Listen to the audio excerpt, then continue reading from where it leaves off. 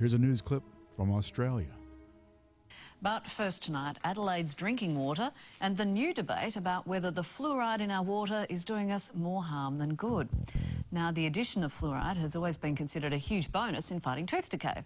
But one expert says as many as 200,000 Australians may be suffering an intolerance to the fluoride, not realising that it might be responsible for a wide range of medical symptoms. Vasil Melandris has this report. Something is terribly, terribly wrong, and we have been led very far astray. It took me 6 months to get the legs to recover from the ulcers. And if you see photos from then to now, you wouldn't know I was the same person. I looked sick, a real sickie.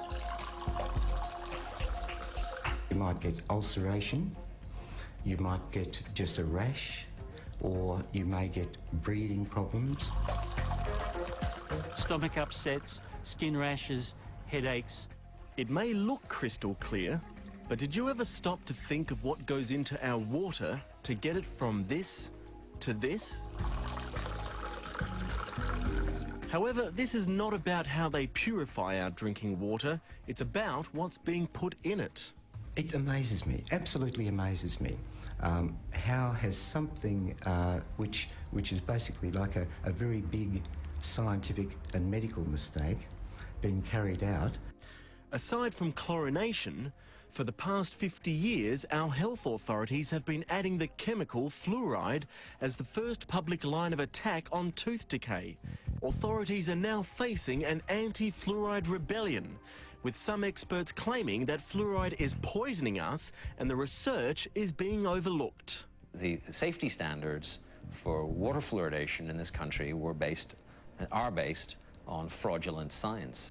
The claim of fraudulent science was boosted when a Harvard professor in the US came under investigation for burying the results when one of his students made a profound and terrifying discovery. There's the possibility that is now being looked at in the United States that fluoride might have increased the prevalence of a rare type of bone cancer in young men or boys.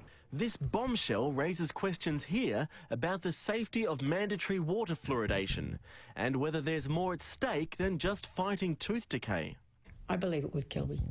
Geelong grandmother Elaine Valentine says she couldn't understand why she was able to lead a normal, healthy life in her hometown, but whenever she headed to Melbourne and drank the water, she'd come home a very sick woman. I feel lousy and I get very lethargic. Couldn't care less about anything. Couldn't care less about anything. Couldn't care less about anything. Very, very tired and very, very wheezy and just feel plain ill. But all she was told was that it was a virus or exposure to plane fumes or even asthma. Unconvinced, Elaine consulted a natural therapist who recognised immediately that something was seriously wrong. When we went back to the hospital, she then did the testing and was absolutely shocked to see a severe asthmatic reaction that Elaine had, where her lung function dropped to a quarter of its normal volume when she actually drank the glass of water with the fluoride added to it. Dr. Philip Robertson says up to 200,000 Australians may be suffering from an intolerance to fluoride and not realise it, with symptoms ranging from headaches or indigestion to chronic arthritis. If somebody's taking fluoride and they suspect there's a link between their symptoms, it's a matter of getting them off the fluoride and watching to see if there's an improvement. And Elaine's not his only client. Painful joints and initially sore throat and swollen glands. Retiree Carmel Stringer says she's been suffering from hypersensitivity to fluoride for nearly 30 years, which has drastically restricted her lifestyle. In some people it could be fatal. If I'd continued, it could have killed me. She's had to fork out hundreds of dollars for a reverse osmosis water filter, the only way to remove fluoride in the home, but says it's restored her health. Symptoms went almost immediately. But Elaine and Carmel's pleas for recognition seem to be falling on deaf ears. 80% of public water in South Australia, New South Wales and Western Australia is fluoridated, nearly 70% in Victoria and 91% in Tasmania. Queensland defies the trend with just 5%. But that may also change as health authorities make the push to cover more and more communities. However, other experts argue that while toothpaste contains a pharmaceutical-grade fluoride, which has undergone stringent testing, the fluoride in our water is derived from a different, more worrying source. Fluoridation in most water supplies involves putting in industrial waste, a waste from the phosphate fertiliser industry, into drinking water. And not only does it contain fluoride, but it contains traces of arsenic and heavy metals. So that in itself is pretty worrying.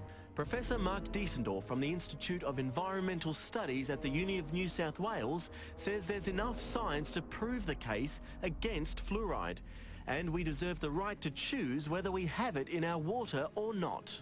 Even more frightening thing is that the health departments are not telling the truth about it. They are so committed to fluoridation that they are suppressing evidence of harm.